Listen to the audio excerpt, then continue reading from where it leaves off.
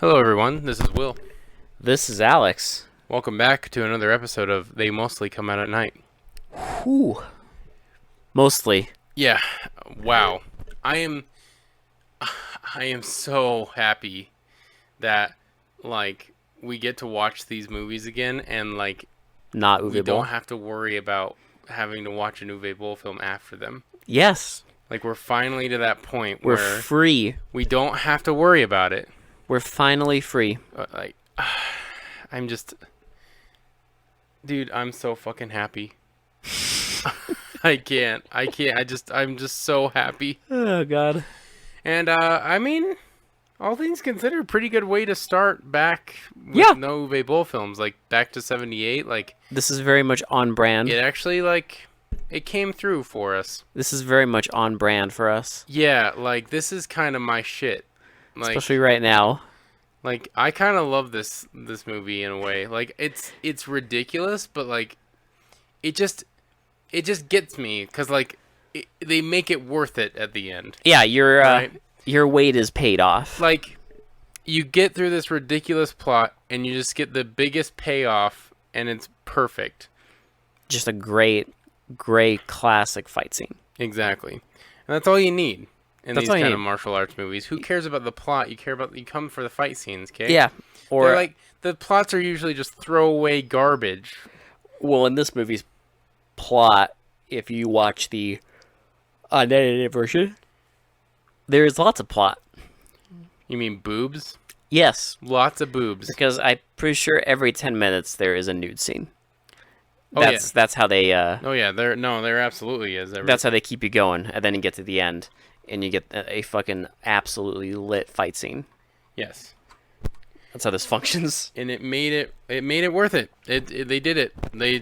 They got me.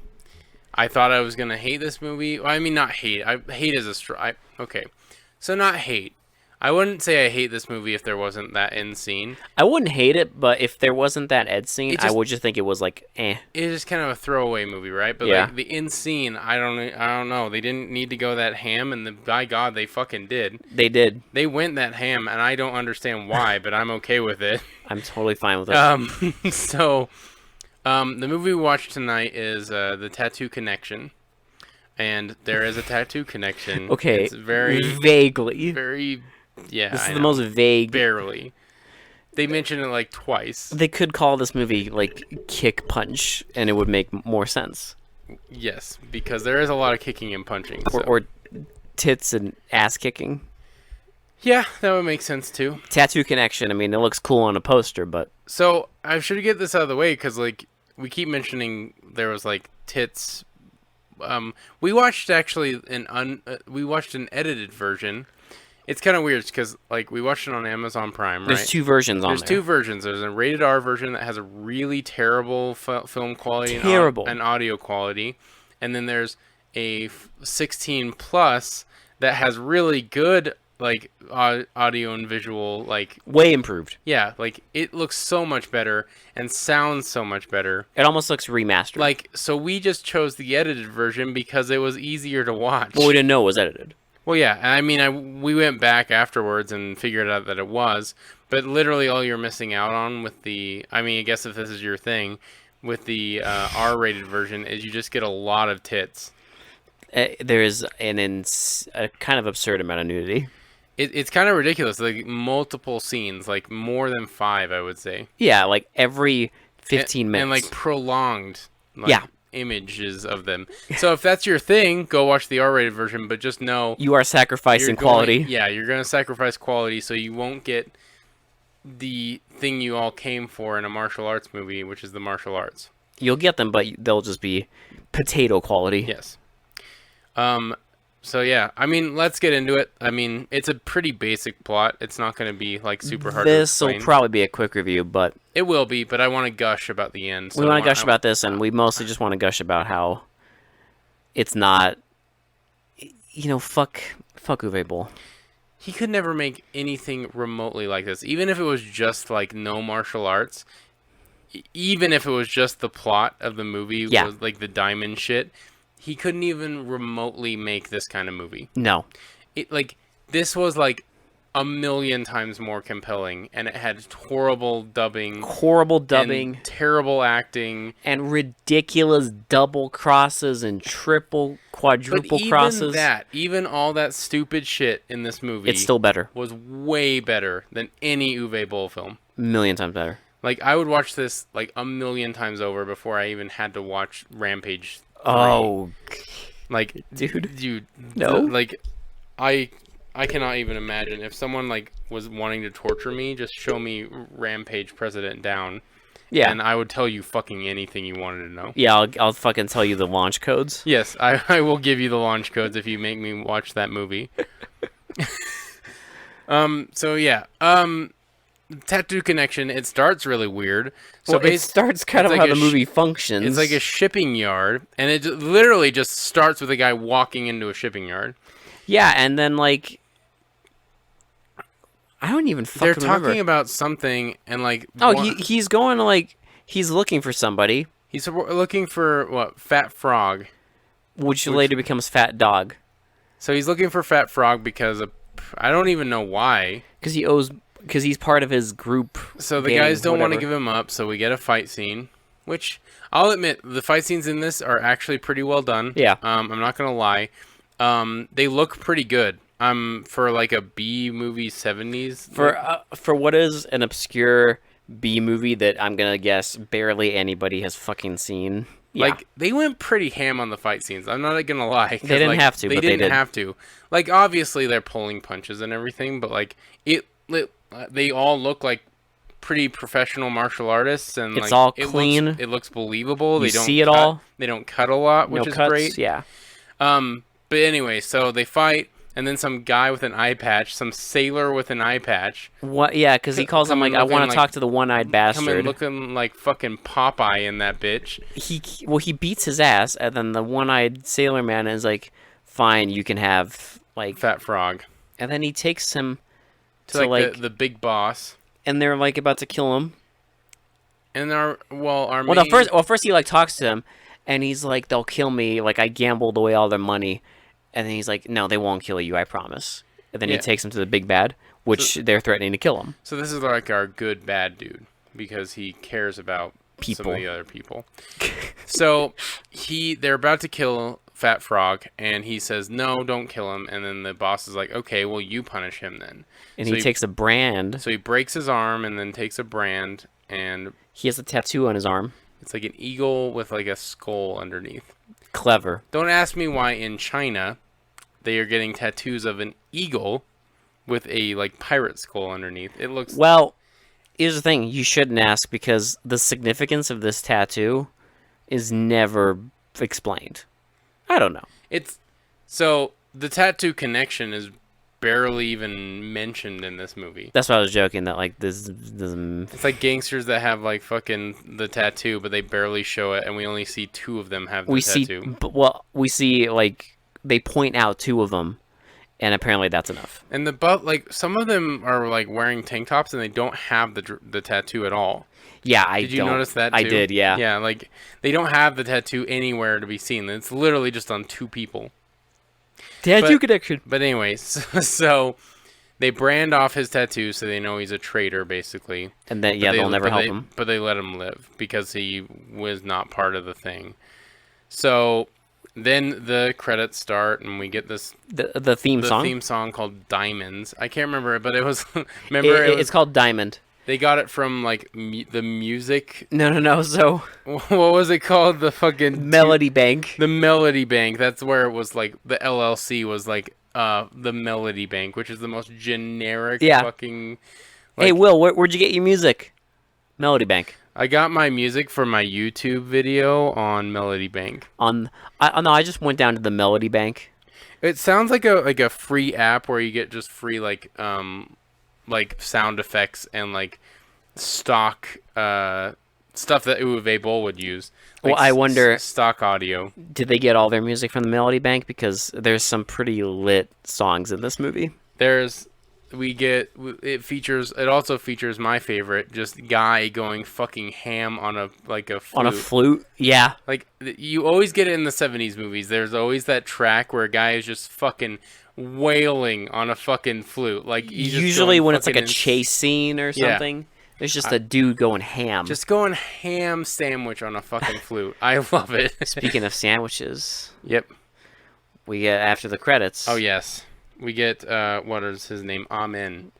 We get a scene where this guy comes to the airport and he's getting driven and they get attacked Yes. and his briefcase gets stolen Yeah. So he's carrying a diamond in this briefcase, and they're transporting it to somewhere. like it never explains where, but yeah, they get hijacked, and then they take the diamond, almost kill the guy, but he goes to the hospital. He's alive. And then we get a scene of a guy named Armin watching a TV, Yep. And we're, eating.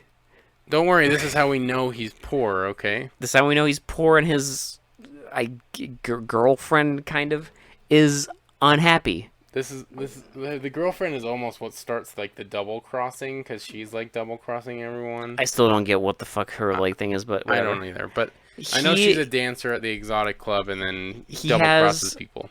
Like fucking just shitty fucking like frankfurters, hot dogs, Yes, and then fucking white bread. and just Wonder like bread. Wonder Bread, and just eats them. And he like folds the bread over the fucking hot dog and eats it, because that's how we know he's poor. Because she mentions that they're so Look, poor now. I did that.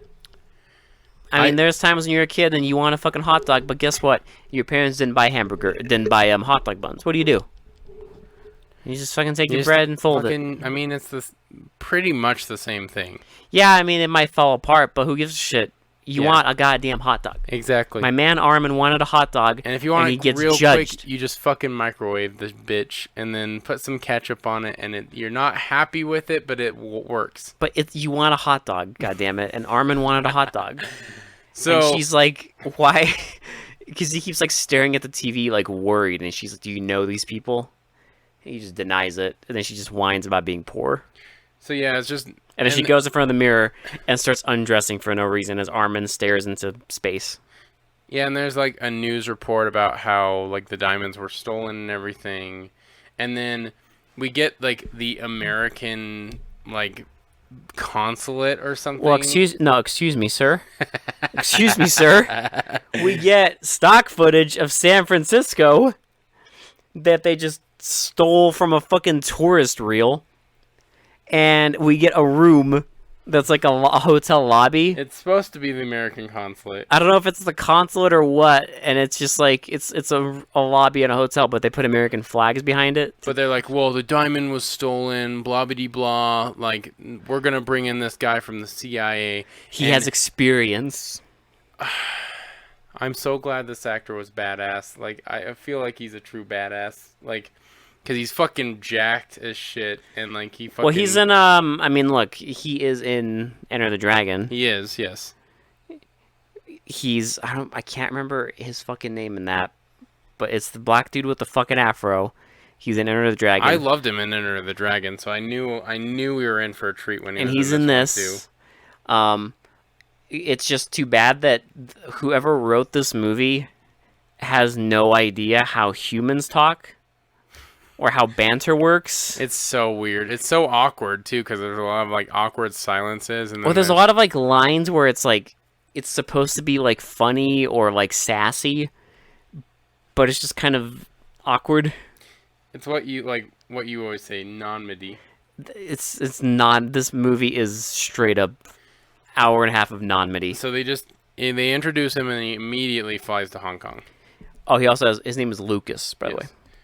Only Lucas. Only Lucas. But someone tipped off the tattoo people because they know Lucas is coming. Somehow. I mean, we figure out how later, but I don't know how Lucas figures it out.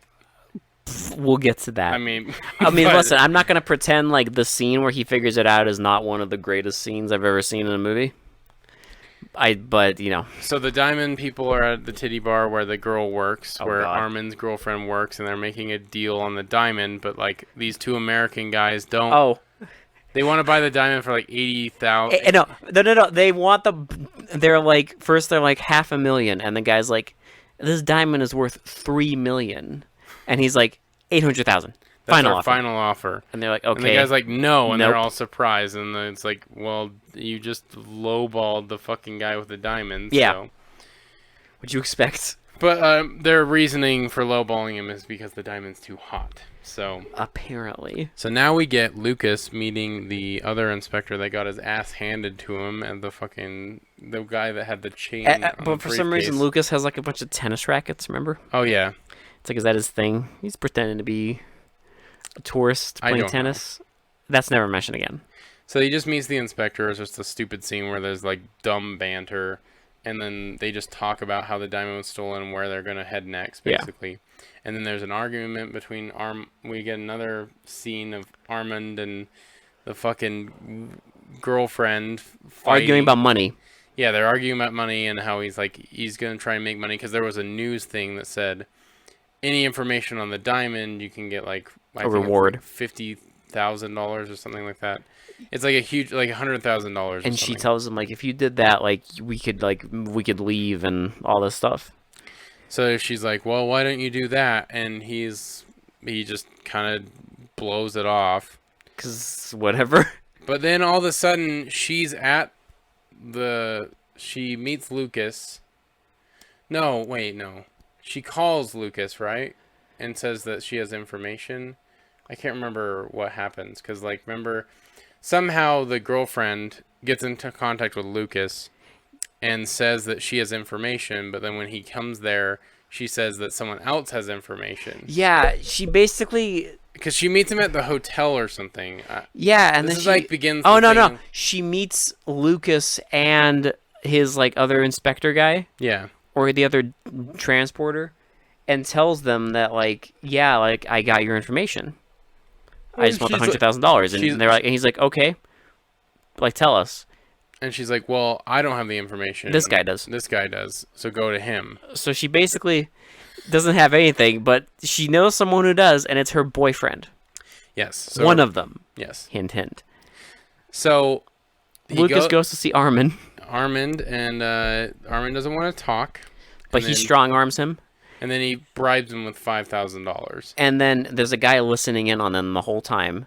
So he's just like tells him that, yeah, I stole the cars for the people who stole the diamonds. So yeah, Armand, I can show you where they are. What Armand did was basically supply the transport for the getaway. Yeah. That's basically all he did, because he knew where to get the cars and like steal them and everything.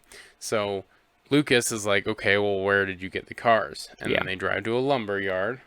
And they get ambushed right away. And it's great because they're just okay. So I don't know like if Lucas drove or Armand drove, but they're just walking into this lumber yard. Because it cuts from like them in the house to them just walking down like a lumber yard, no car, nothing. And so they're walking, and then the car starts driving one way, and then another car the other way. Yeah, so they have to jump off, and the cars crash into each other. We get this huge.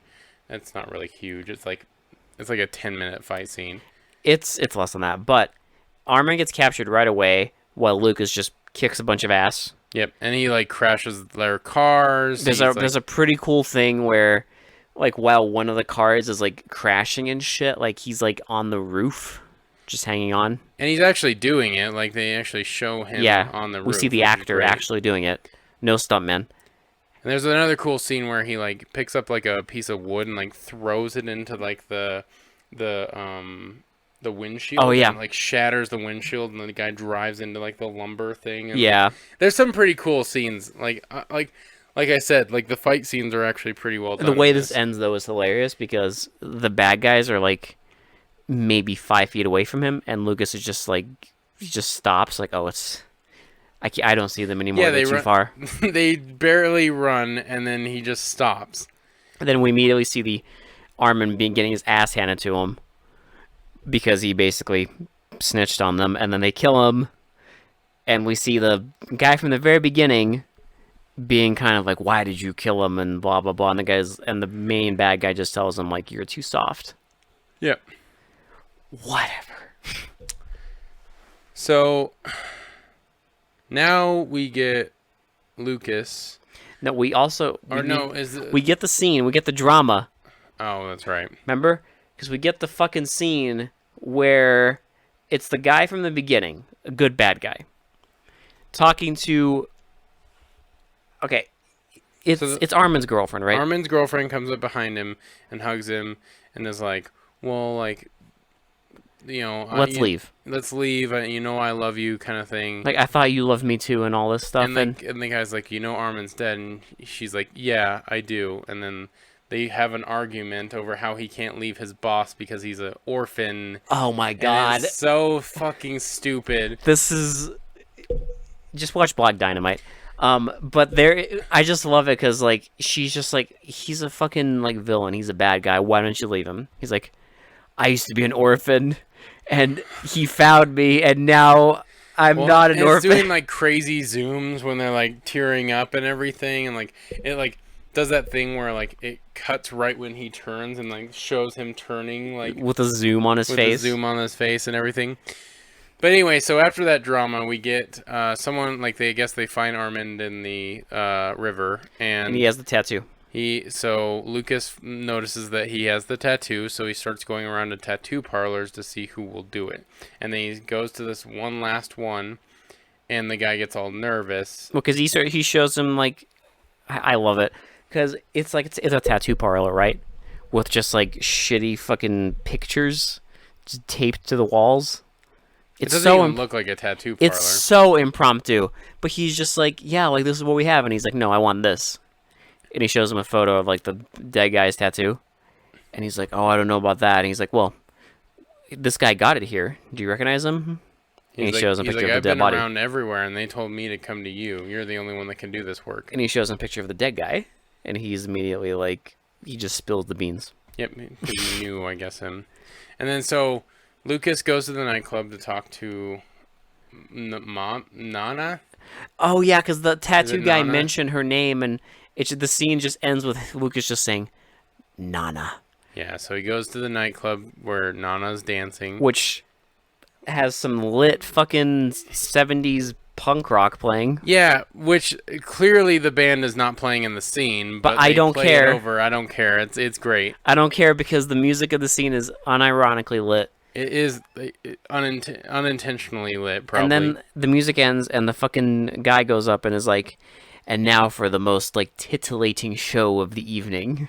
Oh, don't worry, we have Nana. And she goes up and, like, dances with the fucking, like, feather, and Lucas just makes faces at the camera. Yep. I mean, in the edited version, you don't see anything. In the unedited version, of course, there's titties. Well, yeah, because there's titties in every other scene in the unedited version. So he goes up to talk to her after a dance, and she kind of just blows him off, basically. Says she doesn't know anything. Also, in the meantime, as she's blowing him off, all the bad guys are there, and they're, like, arranging something. Well, and the big boss is like, okay, we'll go kill him after this. And they're all like, everything's arranged.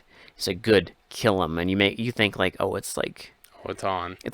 They're gonna have an elaborate plan, right? No, they meet Lucas. What happens? Well, Lucas goes to a staircase in the middle of the city, and then they just block him off and try and kill him. And he beats him up, and then good bad guy shows up and starts fighting, and they have the most awkward, like, banter, fucking one-line exchange. I don't even remember the lines. Like, it's so bad that I forgot them. Like, I just remember there's a part when, like, he hits Lucas once and just tells him, how does defeat taste?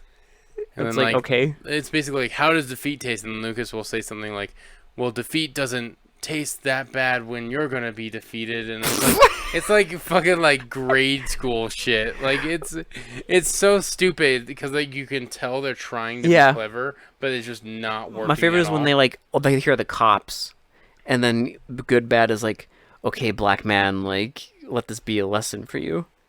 Then he tells them like, little man, the lesson will come to you later. Like something like that. And the whole time after they all like scatter, we see Fat Frog watching them. Yep. And then the next scene, don't we get like a little bit more drama between the fucking guy and the girl again? No, we get a fucking awkward ass scene Oh, the big boss and the woman. Yeah. where he just like has his shirt off and just like smacks her, and it's like implying that he wants to have sex with her. And then we get a slow mo scene of her like crying and biting her lip. And then the guy just like staring at her back. And then he like kind of rushes the camera and the scene's over. That's it. I know what they're trying to imply. Yeah. But like, I wonder if in the unedited version. I didn't see anything extra in that I don't scene for know. the unedited, That so might be honestly, it. that's just the scene is just that weird. But yeah, so that kind of happens, and then Lucas gets a phone call, yes, and it's Fat Frog, who apparently is called Fat Dog now. Yes. I guess. And he tells him like, "Hey, I have the information you need. Meet me here." But someone, I don't know. The bad guys find out, of course. well, I know now because remember who picks up first before This is true. Lucas does. This is entirely true. Because the inspector picks up first. Well, that and he hears him talking the whole yeah, time. exactly. This is So entirely true. That's how the inspector knows, but we have no idea how fucking Lucas knew who the snitch was.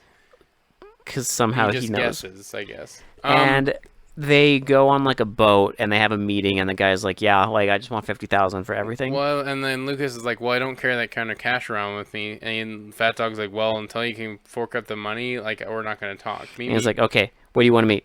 "Meet me here later," and then that's it. That's the whole scene. They So just- it's a meeting to have a meeting. yes, It's great.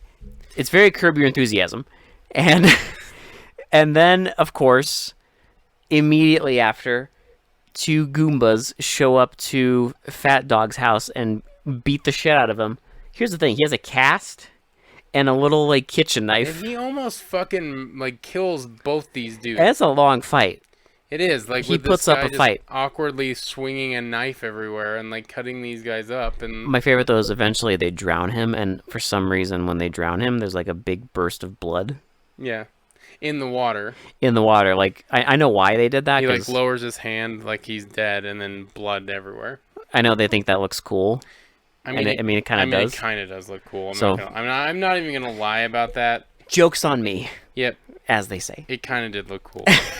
So now we get the dirty old man. He's inspecting a woman. Oh my god. So we forgot to mention there's this, because it's not really a big integral part to the plot. Do they just forget it happens? There's an old dude inspecting the diamonds, and he's gonna cut them up into like thirds, so like 3 people can have a part of the diamond, Yeah. so they can sell it, so it's not as And he hot. tells them like, I can do this in 10 days, and the guy's like, that's not enough, and he's like, 7 days.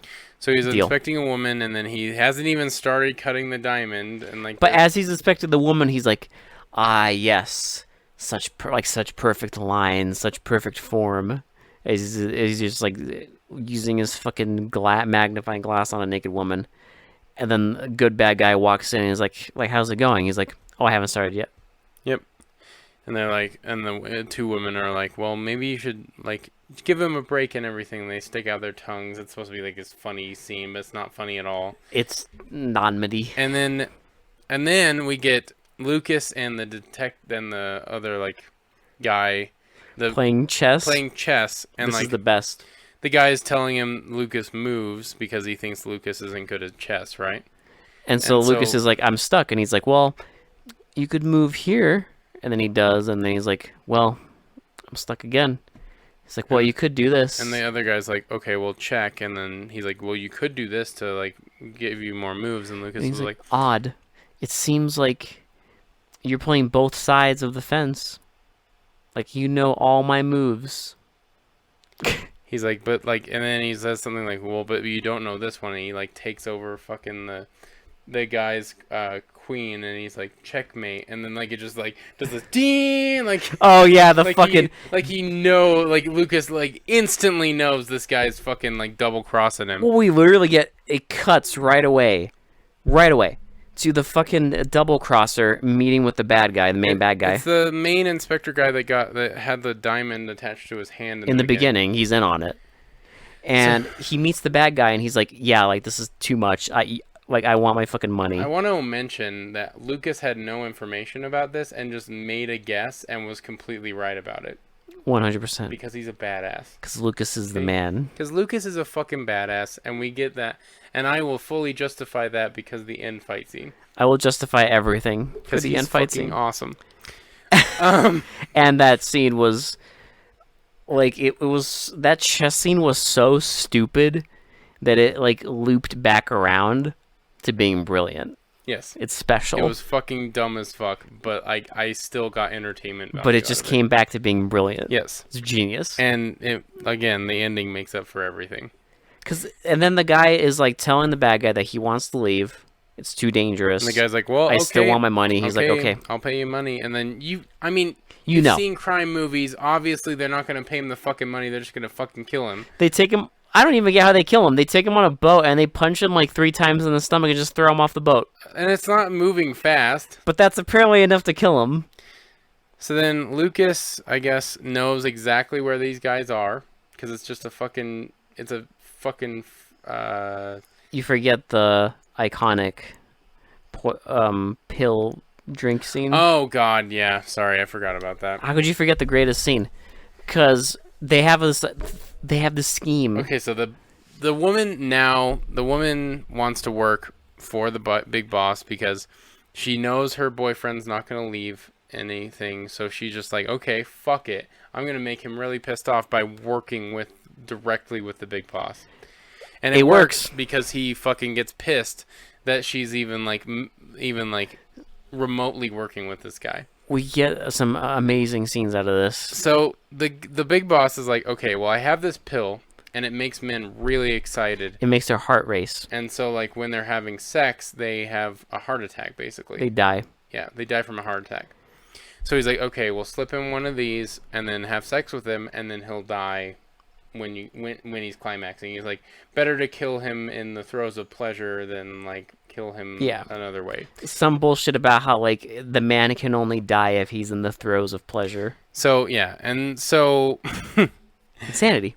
So then she goes to like a store to buy cigarettes. Lucas is around, and Lucas goes up to her, and this is literally like this is the most efficient writing that's ever been committed to celluloid. Because he's like, hey, do you want to go grab a drink sometime? We should go grab a drink. How would you like a drink? And she's like, yeah, I would like a drink. And he's like, okay, let's go.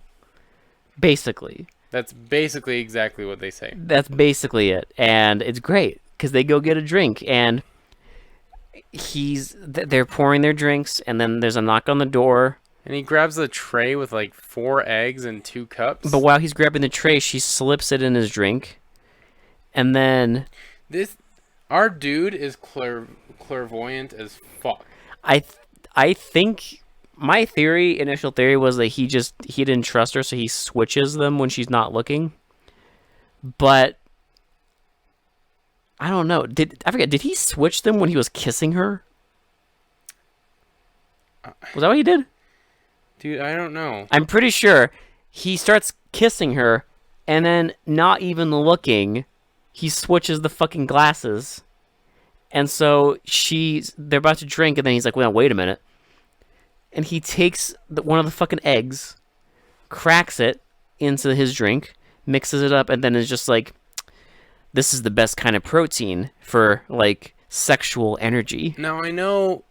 Okay, so it's kind of weird because that's almost how you make eggnog in a way, but it's not the full egg, it's an egg yolk. Yeah. But, like, it's weird because he pours, like, fucking brandy into this glass and stirs up the egg with it. And then drinks it. And he's like, this is the best kind of protein for sexual pleasure or sexual energy or something. And, of course, like you mentioned, he switches the cups. So he drinks the clean one, and she drinks the one with the fucking man sex drug. She gets fucking... lit. Horny as shit. She gets fucking lit, and then... She, like, goes straight into heat. And then they go into the next room, and she's just... If you watch the unedited version, she just strips down. Dancing topless. Dancing on the bed while he just kind of... And our dude's being a gentleman, because he's just like... He's, like, wagging his fingers. He's like, nope.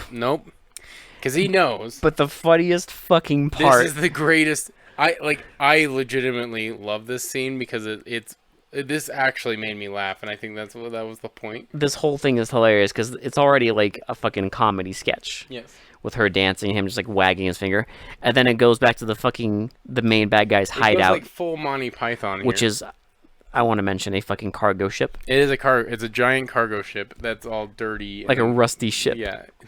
And then it's just this, the guy is like angry because he's just thinking He about knows his what lady. the girl's doing. She's having sex with the dude to like he's basically becoming a cuck. And the funniest thing is all the other guys start singing a song about like how he's like a fucking idiot getting cucked. Yes. How like it's a song literally about how another guy's lover gave her love away to someone else. Like it's like they're literally singing about the exact It's situation. the funniest shit. And the guy's getting all fucking pissed because these guys are just singing and clapping and chanting this song about like some cuckold. And then he beats them up and then immediately goes to the hotel, bribes a guy to go in there, and just like sees her. And then our guy Lucas is just like, yeah, I think she had a little too much to drink. Yeah.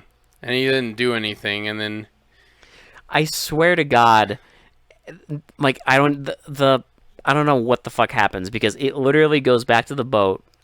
Well, Lucas now knows where the thing. I don't know if he the watched them or something. The guy told him. I have no idea how he knows, but he just shows up on the ship, and then like He starts fighting, he starts fighting, but they all get the upper hand, and they lock him up. and then the good bad dude starts so they're in the thing, and they're like, okay, well, we're gonna kill Lucas and everything, and the boss starts like beating on the guy's girlfriend. Yeah.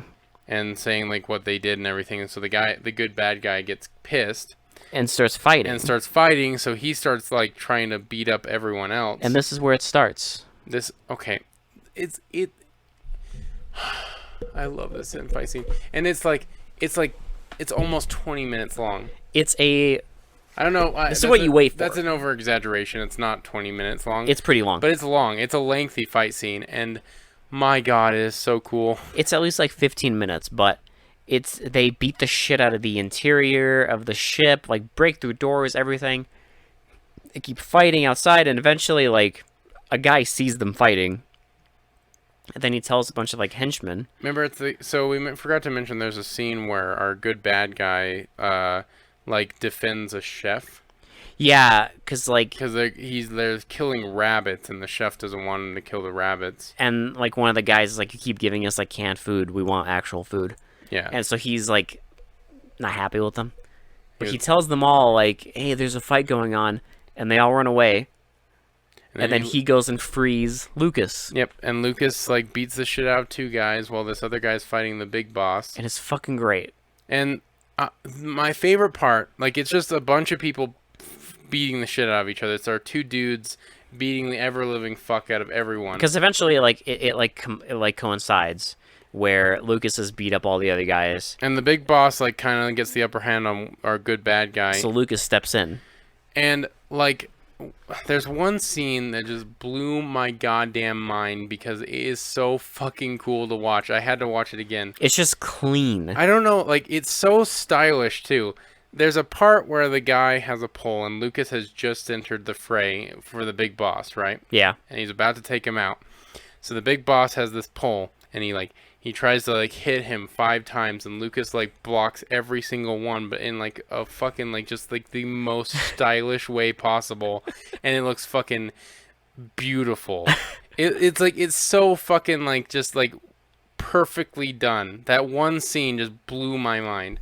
It's perfectly choreographed because he blocks a bunch of hits. And the guy, he looks so fucking cool doing it. Like, I couldn't help it. Like, I was just like, oh my God, that is fucking cool. Well, because he blocks all of them in like an awesome way, and then in the last block, he like takes the fucking pole and like rams it into the guy's and stomach. it's fucking great. But my favorite, because I live for this, is at the very end when he beats the fuck out of the big bad. He kicks him.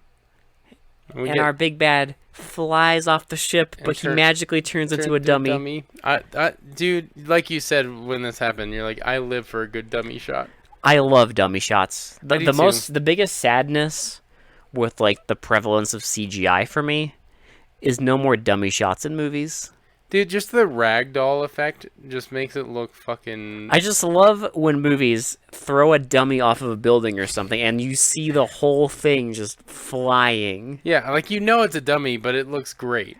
Like they dress up as dummy, like the dude, and they just throw it off a ship. It's wonderful.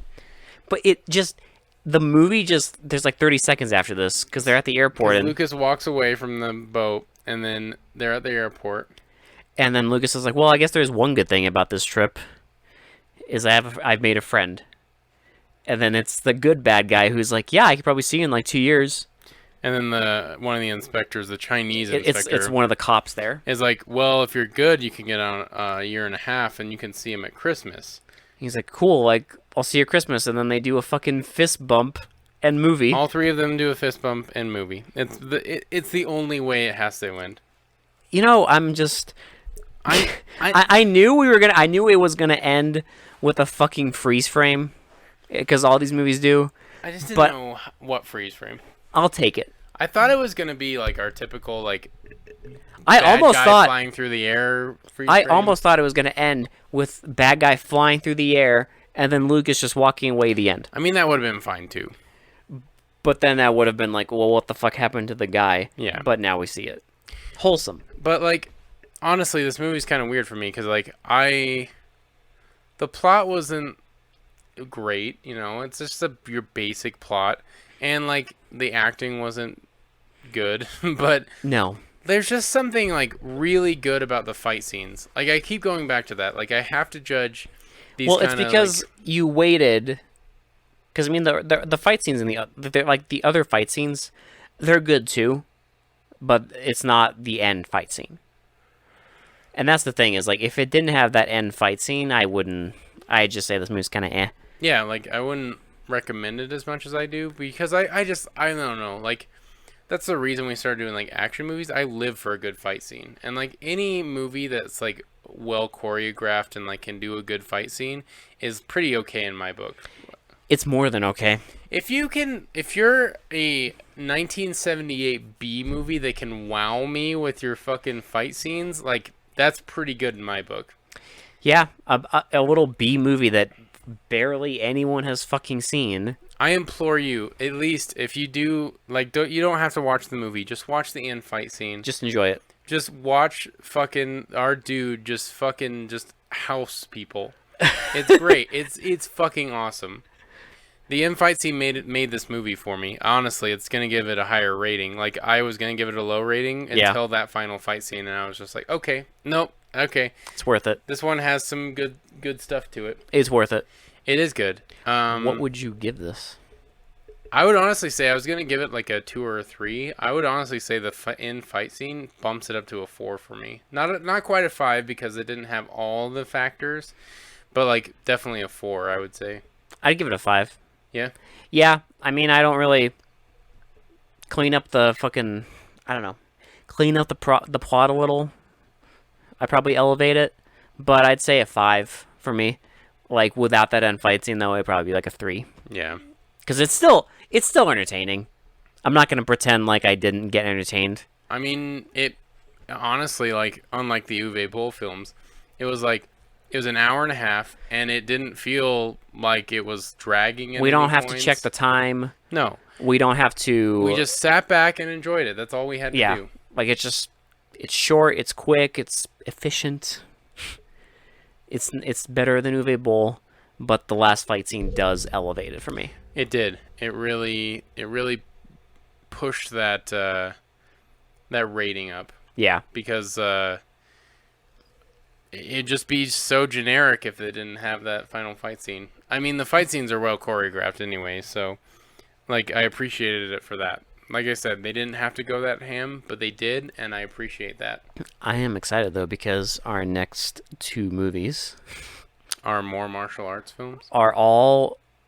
I don't know if they're all martial arts necessarily, but I know our next 2 movies are all action movies that have 70s black dudes with afros in the lead. I'm okay with that because they're fucking awesome. And the one of them is the same exact actor, which I'm totally fine with. And it's what's his name again? Jim Kelly. Jim Kelly. I actually really like him. Like, his martial arts is really good.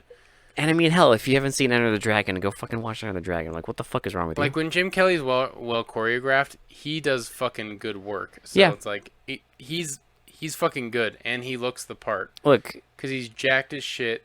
watch Enter the Dragon. Yeah, just go watch Enter the Dragon, and then after that, go watch the last 20 minutes of fucking Tattoo Connection. If you want some absolute madness in your life, watch the entire hour, 30 minutes of this.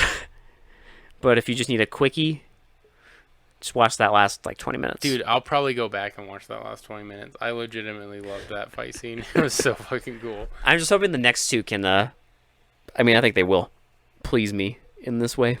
I think they will. I mean, even if they don't kind of come to this level, at least there'll be some... There'll be entertainment. Redeeming value. Especially after after Uwe Boll. And watching 2 of those in a fucking row... It'll be better. way better. Don't worry. Yeah, so like Tattoo Connection, go watch Enter the Dragon, and then if you need more Jim Kelly, this isn't a bad way to go. No, if you need more of this, or if you just need a martial arts fix, yeah. This'll do you. Yeah, that's all I have to say about this movie. This is easy. It's an easy one. Good basic plot, really good action. That's all you need. Yeah.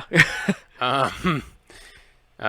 So just enjoy. Yeah. That's it. That's it. Good shit. For They Mostly Come Out at Night. This has been Will. This has been Alex. And We're we'll back. talk to you all later. We're back to 78. We're not doing any more fucking No shitrospectives. retrospectives anymore. It's just normal shit. Just normal shit again. If you have any recommendations, please give it to us. I'll add them to my list. We can start doing that too. Yeah, like, when we get to it, we might even do it like at the end of years. Like if once you guys recommend something, we'll like wait until like the end of our 78 movie run and then go back to watch something. Oh yeah, I mean that's what we did for because one of you fucking recommended Beyond the Door for us. Thank you. Because that was a fucking ride. That was a fucking trip, dude. So if there's more like that, I know there is one in 79 that someone recommended a while ago, which I assure you, it's on our list. Don't worry. I have it in my head. We'll get to Don't it. worry. It might take longer than you want it to, but we will get there. Trust me, I very much look forward to it because I looked at it. Yeah, so it's gonna be fun without Uwe Boll. We'll be a lot more enthusiastic. Trust me. We won't just fucking ramble through like 20 minutes. No, those reviews were struggles. So It's the Struggle Olympics. So yeah, we'll talk to you all on Thursday. Probably. So yeah, get ready for more shenanigans. action shenanigans. I'm super excited. All right, we'll talk to you all later. And P.S. This has been Alex. Bye. Bye. Bye-bye. Bye now.